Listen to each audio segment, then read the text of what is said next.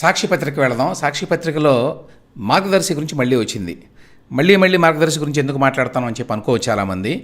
సాక్షిలో దీనికి సంబంధించి వార్తాళిక కథనం ఏదన్నా కానివ్వండి, అది వచ్చినప్పుడల్లా దాని మీద it's very important to set the record straight. అందుకోసం అని చెప్పి ఏ విషయం గురించి వాళ్ళు మాట్లాడారో ఆ ఒక్క విషయం గురించే మాట్లాడతాను నేను కూడా, ఎక్కువ మరి విస్తారంగా మాట్లాడకుండా.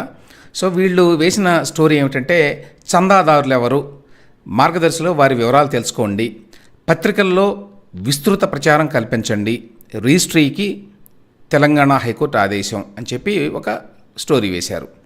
అంటే మార్గదర్శిలో ఎవరెవరు డిపాజిట్ చేశారు వాళ్ళ వివరాలు తెలుసుకోండి. దాంతోపాటు ఏమంటారంటే నల్ల ఖజానా అని ఒక స్టోరీ, చందాదారులు ఎవరు అని మరొక స్టోరీ వేశారు. ఎందుకంటే మార్గదర్శి ఫైనాన్షియర్స్ చందాదారుల వివరాలు ఏమిటి అసలు, అదొక అందులో గోప్యత ఉన్నది, అది ఒక పెద్ద సీక్రసీ అన్నట్టుగా ఒకటి రాశారు.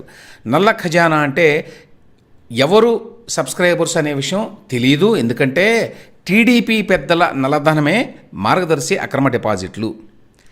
ఇక్కడ ఇమ్మీడియట్గా మనకు వచ్చేటువంటి అనుమానం ఒకటి ఏంటంటే, ఒకవేళ తెలుగుదేశం పార్టీ వాళ్ళ యొక్క డబ్బే ఒకవేళ ఉందనుకోండి మార్గదర్శి ఫైనాన్షియర్స్ కంపెనీలో అప్పట్లో డిపాజిట్లకు సంబంధించి, తెలుగుదేశం పార్టీ వాళ్ళ నల్లధనం మార్గదర్శి ఫైనాన్షియర్స్లో కనుక ఉంటే అది కూడా 2600 కోట్ల రూపాయలు, ప్రజలకు నష్టమే ఉంది. నంబర్ 1. అందులో ఏదన్నా అక్రమం ఉంటే కంప్లైంట్ చేయొచ్చు ఈడీకో మరెవరికో, ఆర్బీఐకో. అంతేకాని సామాన్య ప్రజలకైతే నష్టం లేదు కదా. మీరే చెప్తున్నారు ఇదంతా తెలుగుదేశం వాళ్ళ డబ్బు అని. కాబట్టి ఉండవల్లి అరుణ్ కుమార్ కానివ్వండి, ఈ సాక్షి బ్యాచ్ కానివ్వండి, వీళ్ళు ఇంత గగ్గోలు పెట్టాల్సిన అవసరం ఏంటి? ఇప్పటిదాకా ఏమన్నారు, సామాన్యుల డబ్బులంతా తీసుకుని దోచుకున్నాడు రామోజీరావు అన్నారు అని కదా మీరు పదే రాసేది. ఇప్పుడు మీరేం చెప్తున్నారు, ఈ డబ్బంతా కూడా నల్ల ఖజానా, ఇదంతా కూడా తెలుగుదేశం వాళ్ళ డబ్బు, చంద్రబాబు నాయుడు డబ్బు, లేకపోతే లోకేష్ డబ్బు, ఎవరిదన్నా కానివ్వండి. వాళ్ళ డబ్బు అయితే ప్రజలకి పోయేదేముంది? ఒకవేళ రామోజీరావు ఎగ్గొట్టి ఉంటే, మీరు చెప్పారు కదా ఎగ్గొట్టాడు, దివాలా ఎత్తిపోయింది కంపెనీ, ఇవన్నీ చెప్పారు కదా. ఎగ్గొట్టి ఉంటే, దివాలా ఎత్తితే ఎవరికి నష్టం? ఎవరైతే మరి దొంగతనంగా మీ లెక్క ప్రకారం డబ్బులు దాచుకున్నారో మార్గదర్శి ఫైనాన్షియర్స్లో వాళ్ళకి నష్టం. సో ప్రజలు దాని గురించి పట్టించుకోవాల్సిన అవసరం ఏమన్నా ఉందా? నంబర్ 1. నంబర్ 2, చందాదారులు ఎవరు, వీళ్ళు డబ్బులు వెనక్కి కట్టలేదు అని చెప్పి ఒకటి రాశాడు. 750 కోట్ల డిపాజిట్లు ఎవరివి అని చెప్పి ఏమని రాస్తాడండి, రామోజీరావు 2008లో సమర్పించిన అఫిడవిట్ ప్రకారం తాము సేకరించిన మొత్తం 2610 కోట్ల డిపాజిట్లలో 1884 కోట్లు తిరిగి చెల్లించామని చెప్పారు. మరి మిగిలిన దాదాపు 750 కోట్ల డిపాజిట్లు ఎవరివి అని ఒక ప్రశ్న లేవనెత్తాడు. ఏమయ్యాయనే విషయంపై మౌనం వహించారు. గుట్టు చప్పుడు కాకుండా రికార్డుల నుంచి తొలగించిన ఆ డబ్బంతా టీడీపీ పెద్దలదేనని తెలుస్తోంది. అంటే ఇప్పుడు ఏమంటాడు మళ్ళీ, ఇందులో 750 కోట్ల రూపాయలు టీడీపీ పెద్దలదాట. పోనీ చెల్లించామని చెబుతున్న 1864 కోట్ల డిపాజిట్లు ఎవరెవరికి చెల్లించారో పేర్ల జాబితా ఇవ్వడానికి రామోజీ కుటుంబం సమ్మతించడం లేదు. ఇది పచ్చి అబద్ధం. వాళ్ళు ఎప్పుడో సుప్రీంకోర్టుకి రికార్డులు లారీల కొద్దీ ఉన్న ట్రంక్ పెట్టెలో పెట్టి మరీ ఇచ్చారు. వాళ్ళు ఎవరు చూడలేదనుకోండి ఇంతవరకు, అది వేరే విషయం. కానీ సుప్రీంకోర్టులో ఉన్నవి అవి. ఆ డాక్యుమెంట్స్ అన్నీ కూడా ఇప్పుడు హైకోర్టుకు వచ్చినాయి. కాబట్టి మొత్తం ఎవరెవరికి వాళ్ళు డబ్బులు చెల్లించారనేది ఏమన్నా ఆషామాషియా? బ్యాంకు ద్వారా డబ్బు చెల్లిస్తారు కదా, సీక్రెసీ ఏముంటుంది అందులో? మన జగన్మోహన్ రెడ్డి గారు లిక్కర్ బిజినెస్ చేసినట్టుగా 1,00,000 కోట్ల క్యాష్ బిజినెస్ కాదు కదా అది. డబ్బులు తీసుకున్నా లేక తిరిగి ఇచ్చినా కూడా everything goes through online transaction, through banking services. కాబట్టి దాచిపెట్టడానికి ఏమీ లేదు అందులో. సో రామోజీ కుటుంబం సమ్మతించడం లేదు అనేది పచ్చి అబద్ధం. ఆ వివరాలు వెల్లడిస్తే బడాబాబుల నల్లధనం బండారం బట్టబయలవుతుందని, బినామీల పేరిట తాము పెట్టిన డిపాజిట్ల దందా వెల్లడవుతుందని రామోజీ కుటుంబం ఆందోళన చెందుతోంది. చంద్రబాబు సర్కారు ఈ అక్రమాలు కొమ్ము కాస్తోంది. ఎట్లా కొమ్ము కాస్తుందో తెలియదు మనకి. సరే, ఇంతకీ ఈ వార్త అంతా ఎందుకు రాశాడో తెలుసా? దీనికి ఏంటి మూలం ఏంటి?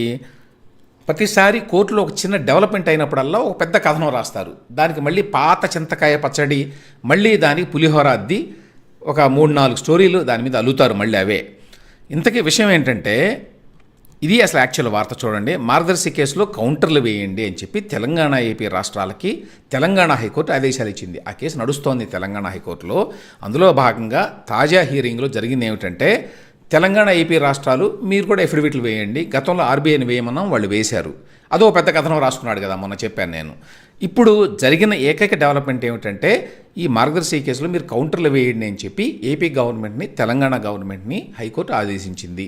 అంతే, సెప్టెంబర్కి మళ్ళీ దీన్ని వాయిదా వేసింది. అది డెవలప్మెంట్. దానికి ఈ కథలంతా అల్లాడు.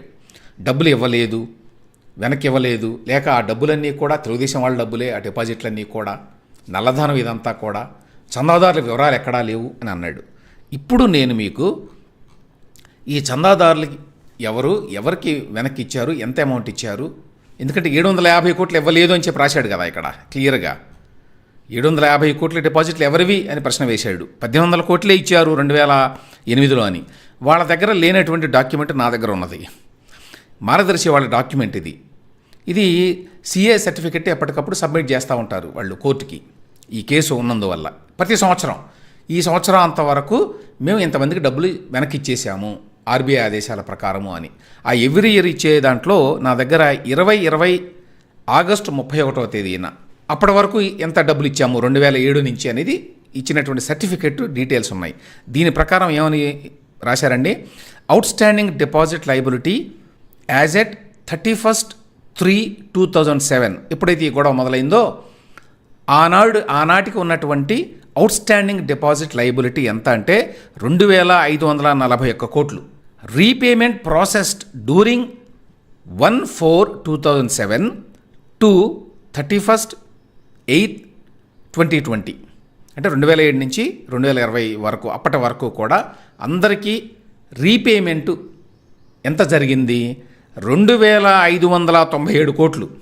2541 కోట్లకు గాను 2597 కోట్లు చెల్లించారు. అంటే ఎక్కువ చెల్లించారు. ఎందుకు? వడ్డీతో సహా చెల్లించారు వాళ్ళు వెనక్కి. అందువల్ల మీకు అసలు కంటే కూడా ఎక్కువ చెల్లించారు.